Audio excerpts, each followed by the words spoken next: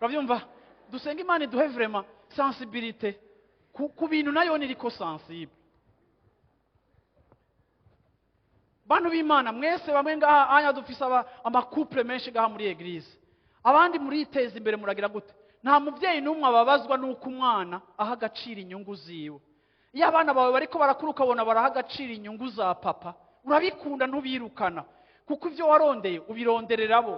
Iyo ubona bari responsable birakuryohera. Ngerabwiye ngo n'Imana mu ijuru iraturyohererwa iyo turi sensible kuvyo yo iri sensible.